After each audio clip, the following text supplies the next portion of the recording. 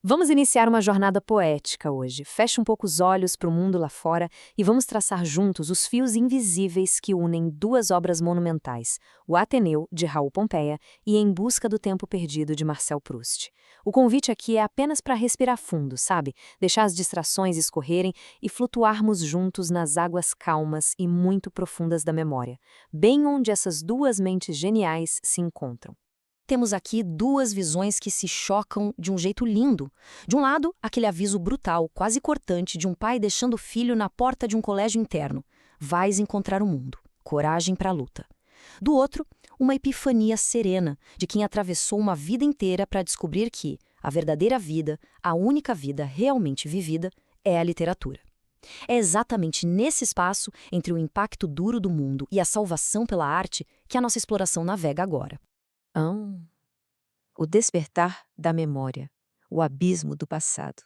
Sabe, para entender como essa memória desperta, precisamos olhar para duas correntes distintas. De um lado, a memória involuntária de Proust, aquela que flui sem querer, despertada pelos sentidos. É como o sabor de um biscoito molhado no chá, que do nada ressuscita um mundo inteiro que estava dormindo. Do outro lado, temos a retrospecção memorialista de Pompeia. Essa já é uma escavação deliberada, quase dolorosa, uma tentativa de reconstruir a ferro e fogo, o trauma e a disciplina de um passado que moldou quem ele é.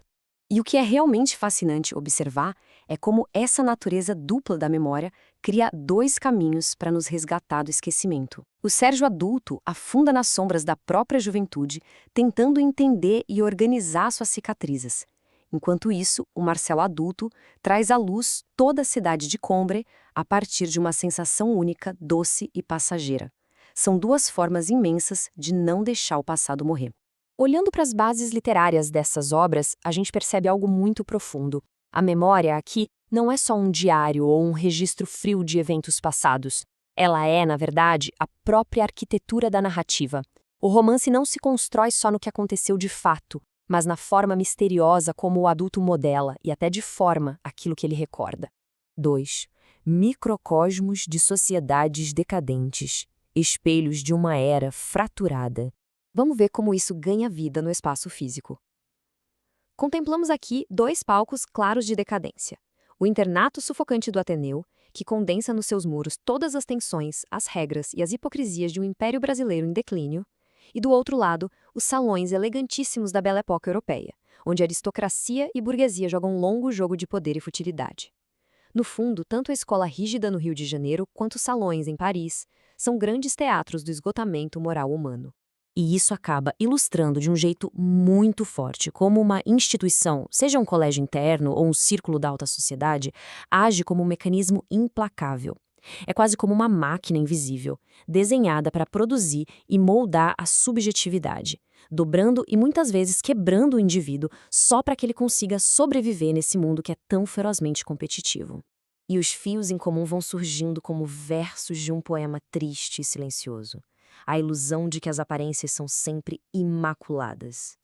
A lei mais antiga e crua, a sobrevivência do mais forte, e aquela corrupção moral que caminha escondida, disfarçada, seja pelos uniformes de uma disciplina escolar severa ou pelas etiquetas de ouro da alta sociedade. A sede de poder é a mesma. 3. O tempo psicológico fluido, além do tic-tac do relógio. O rio agora flui para águas muito mais profundas, deixando o espaço físico para trás. O ponto crucial aqui é entender uma separação vital. Existe aquele tempo cronológico, linear, impiedoso, que avança no calendário e envelhece o nosso corpo, sem perdão. E existe o tempo psicológico, aquele tempo interior, fluido, imenso, que guarda a verdadeira duração da nossa experiência, preservando a essência de cada momento dentro da nossa alma, totalmente imune à marcha dos ponteiros. O tempo, nessas páginas que marcam a formação da nossa consciência, se recusa a ser uma linha reta. Pense nisso como um cruzamento, um encontro lento entre a degradação externa e a eterna reminiscência interna. O amadurecimento não é um capítulo que simplesmente se encerra, sabe? É uma jornada sempre aberta que continua ecoando pelo tempo da nossa existência. 4.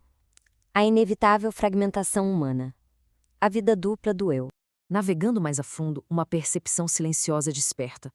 Sob o peso desse tempo fluido e das duras exigências da sociedade, a nossa identidade não consegue se manter inteira. Ela se estilhaça em múltiplos reflexos. Vemos as máscaras ganhando o rosto de Sérgio, que precisa ser devoto, depois anarquista, até virar um mero sobrevivente. E vemos Marcel testemunhando o quanto nós, humanos, nos metamorfoseamos com os anos. Cria-se aí um abismo, uma divisão profunda e silenciosa entre o nosso espírito interior e a realidade que nos cerca. Tudo isso nos leva a uma verdade literária muito bela e melancólica. Nós não estamos lendo a verdade pura dos fatos. O que presenciamos é um adulto constantemente negociando com os próprios fantasmas. Ele está ali manipulando lembranças fragmentadas, tentando juntar os pedaços num retrato de si mesmo que faça algum sentido, por mais doloroso que seja olhar no espelho. 5. A arte como salvação, a redenção final. E, finalmente, a correnteza mansa nos traz a uma revelação sublime, quase como um sussurro guardado, uma mnemopoética, uma poesia da memória capaz de curar o medo do tempo e da morte. Diante de todas as tragédias, do envelhecimento natural, da perda das ilusões, do colapso das instituições em volta da gente, a criação da literatura surge como o único remédio verdadeiro contra o vazio. Mas é preciso reconhecer a profunda e delicada dualidade que mora aí. Lembrar e escrever sobre o nosso passado é, ao mesmo tempo, um ato de exorcismo destrutivo, onde a gente deforma a lembrança para conseguir expurgar o trauma, e um ato mágico de preservação. É através da escrita que esse universo inteiro é salvo do esquecimento e eternizado em palavras. É com muita serenidade que percebemos a vitória final desses dois criadores formidáveis. Tanto Pompeia contra o Proust pegaram a dor passageira da vida, toda a inocência perdida na escola e na sociedade, e transmutaram tudo isso em monumentos atemporais de consciência. O sofrimento efêmero, nas mãos deles, virou o mais eterno dos santuários. E assim, as águas chegam ao fim, deixando no ar uma reflexão muito mansa, muito silenciosa. Será que o tempo perdido de nossas vidas pode realmente ser reencontrado? Ou será que ele apenas nasce, de verdade, no exato e poético instante em que o transformamos em arte? Fica o convite para que a sua mente continue flutuando nesse pensamento. Até o nosso próximo encontro.